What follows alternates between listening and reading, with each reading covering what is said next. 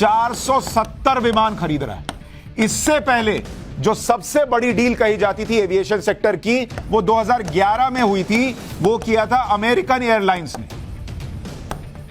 और तब उसने 2011 में कितने विमान खरीदे थे? 460 विमान खरीदे थे अमेरिकन एयरलाइंस ने। अब भारत के टाटा समूह ने जो एयर इंडिया खरीद लिया है, उस एयर इंडिया ने 470 विमान एक साथ लाओ दो, ये डील कर ली। यानी दुनिया जब घबरा रही है कि नहीं अभी हमें अपने पांव नहीं पसारने हैं, भारत ने अपनी चादर ही डबल कर दी।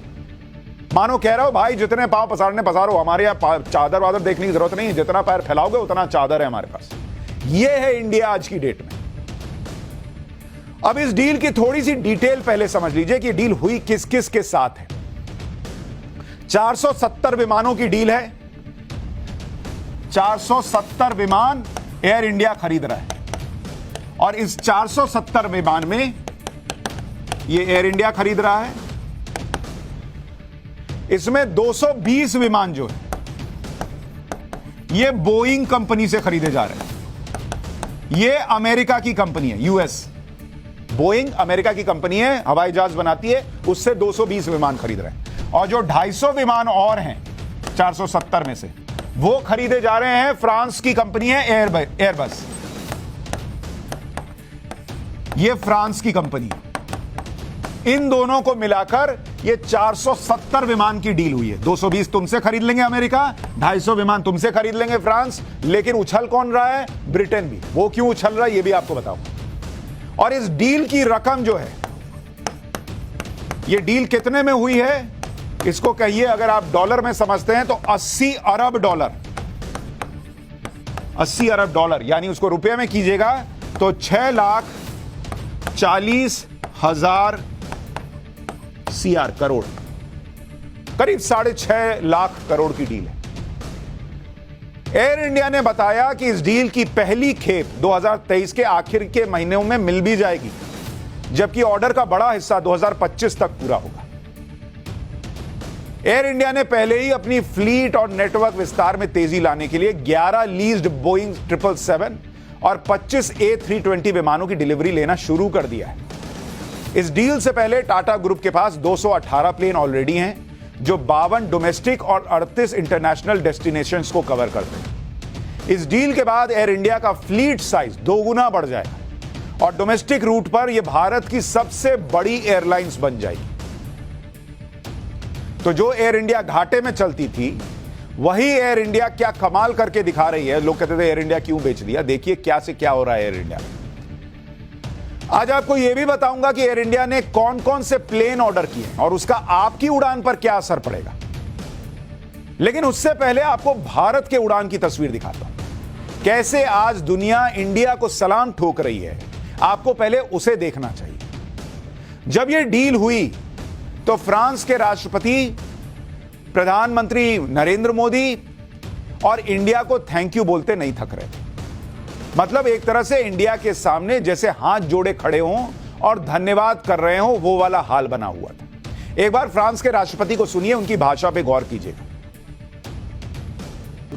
Dear Prime Minister, dear Narendra, I'm very glad to have the opportunity to see you, even this is just through this VTC, but after our meeting on the sideline of the G20 in Bali and the great discussion we had together. And I want to congratulate you, your ministers present here, and our two CEOs, dear Chandrasekaran and dear Mr. Fori, for this new success. And thank you very much for offering us the opportunity to celebrate this strategic partnership in the aerospace sector. France का राष्ट्रपति बैठ के गिना रहा है कि thank you, आपने हमको मौका दिया इस सेक्टर में भारत के साथ जुड़ने का। फ्रांस का राष्ट्रपति बैठकर प्रधानमंत्री नरेंद्र मोदी को याद दिला रहा है कि बहुत अच्छा लगा आपसे मिलके, पहले भी मिले थे, बहुत अच्छा लगा था। क्या है ना, जब आपका सितारा बुलंदी पर हो तो दुनिया ऐसे ही बर्ताव करती है, और इस वक्त इंडिया और इंडिया के प्रधानमंत्री का सितारा बुलंदी पर ही। लोग याद दिलाएंगे ही कि मैं देखिए ना आपसे वहां भी मिला था, आपसे वहां भी मिला था। यही होता है बढ़ते लोगों के साथ। यह भारत की ताकत है। आज फ्रांस के राष्ट्रपति अकेले नहीं थे जो इस डील से गदगद थे। अमेरिका के राष्ट्रपति जो बाइडेन भी मोदी थैंक यू की रट लगाए हुए थे। उन्होंने तो बाकायदा प्रधानमंत्री मोदी को फोन करके थैंक यू बोला। ब्रिटेन के प्रधानमंत्री भी मोदी और इंडिया का राग जप रहे थे। ये सब क्यों इंडिया को सलाम ठोक रहे थे, उसकी वजह भी आपको आगे बताऊंगा, लेकिन उससे पहले आपको एक तस्वीर दिखाता हूं। इस डील की अहमियत को आप इस बात से भी समझ सकते हैं कि कल जब एयर इंडिया की फ्रांस की कंपनी एयरबस से डील हुई तो उस दौरान प्रधानमंत्री मोदी और फ्रांस के राष्ट्रपति इमैनुअल मैक्रों भी वीडियो कॉन्फ्रेंसिंग के जरिए जुड़े हुए थे। यह तस्वीर आप देखिए, यह ऑनलाइन डील चल रही थी। उसमें अगर आप यहां तस्वीर डालिए जरा, दर्शकों को यह तस्वीर देखनी चाहिए। यह जो तस्वीर आपको दिखा रहा हूं बड़ी इंपॉर्टेंट तस्वीर है। प्रधानमंत्री नरेंद्र मोदी हैं, इमैनुअल मैक्रों राष्ट्रपति फ्रांस, एन चंद्रशेखरन है एयर इंडिया के chairman, Ratan Tata chairman Ratan Tata trust के, और गुइलोंग फॉरी ये सीईओ है एयरबस के। ये सारे लोग उस वक्त एक साथ मौजूद थे जब ये डील हो रही थी। टाटा सन्स और एयर इंडिया के चेयरमैन चंद्रशेखरन ने लेटर ऑफ इंटेंट पर साइन किया। इसके बाद एयर इंडिया ने बोइंग के साथ भी करार को अंतिम रूप दिया।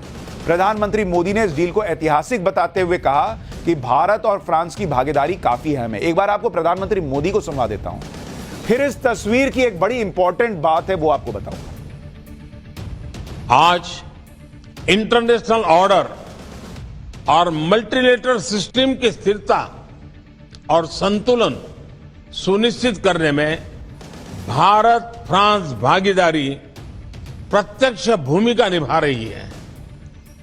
चाहे इंडो पैसिफिक क्षेत्र में सुरक्षा और स्थिरता का विषय हो या वैश्विक फूड सिक्योरिटी तथा हेल्थ सिक्योरिटी, भारत और फ्रांस साथ मिलकर सकारात्मक योगदान दे रहे हैं।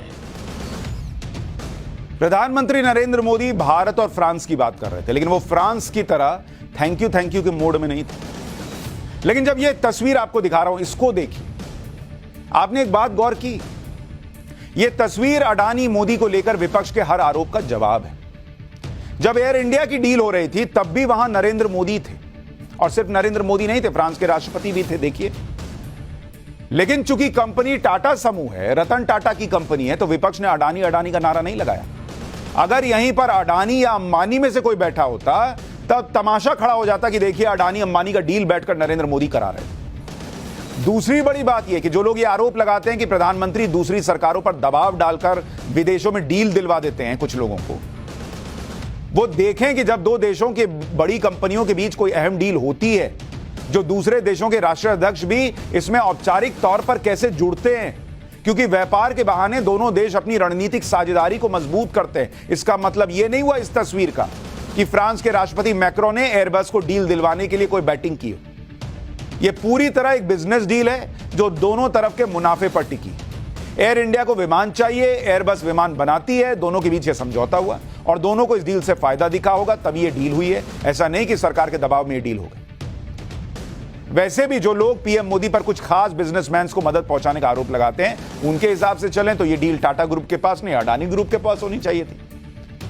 लेकिन ऐसा नहीं हुआ, और वो भी तब नहीं हुआ जब एयर इंडिया को खरीदने के लिए अडानी ग्रुप भी लाइन में था, लेकिन ईओआई यानी एक्सप्रेशन ऑफ इंटरेस्ट लेटर जमा करने से पहले ही डील से हट गया। यह आपको कोई नहीं बताएगा, लेकिन यह तस्वीर आपको बता रही है कि कैसे फर्जी आरोप लगाए जाते हैं इस देश के। खैर, अब इस पर आते हैं कि बॉस डील इंडिया की कंपनी कर रही है और अमेरिका और ब्रिटेन जैसे देशों के राष्ट्राध्यक्ष क्यों इंडिया मोदी करते नहीं थक रहे। इसके पीछे की कहानी यह है कि इस डील से जुड़े अमेरिका, ब्रिटेन, फ्रांस इस बात से खुश है कि उनकी मंद पड़ी अर्थव्यवस्था को इस डील से कुछ गति मिलेगी, बड़ी कंपनियों को काम मिलेगा, रोजगार मिलेगा। यानी इंडिया की डील ब्रिटेन, फ्रांस और अमेरिका में नौकरियां देगी।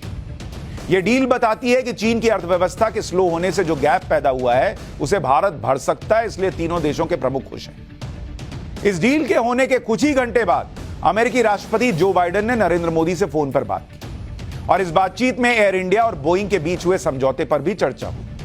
इसी से आप समझ सकते हैं कि डील कितनी बड़ी थी। सबसे बड़ी बात यह कि अमेरिका की संसद में किसी ने जो बाइडेन पर यह आरोप नहीं लगाया कि उसने भारत पर दबाव डालकर बोइंग कंपनी को एयर इंडिया का ऑर्डर दिलवा दिया। मोदी साथे राजस्थान।